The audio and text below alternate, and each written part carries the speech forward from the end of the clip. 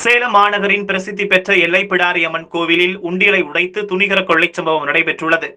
சேலம் அரசு கலைக்கல்லூரி அருகே இந்த அறநிலையத்துறைக்கு சொந்தமான பிரசித்தி பெற்ற எல்லைப்பிடாரி அம்மன் கோவில் அமைந்துள்ளது. இந்த கோவிலுக்கு ஆண்டுக்கு ஒரு முறை மார்ச் மாதத்தில் கோவில் திருவிழா நடைபெறும். இந்த நிலையில் கொரோனா பாதிப்பு காரணமாக இந்த ஆண்டு திருவிழா நடைபெறாததால் உண்டியல் திறக்கப்படாமல் இருந்தது.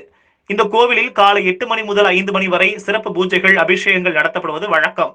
இதனால் தினம்தோறும் ஆயிரக்கணக்கான பக்தர்கள் அம்மனை தரிசனம் செய்து வருகின்றனர். இந்த நிலையில் இன்று காலை அம்மனை தரிசனம் செய்ய கோவிலுக்கு சென்ற பக்தர்கள் கோவில் உண்டியில் உடைக்கப்பட்டிருந்ததை கண்டு அதிர்ச்சி அடைந்து கோவில் நிர்வாகத்திற்கு தகவல் அளித்தனர்.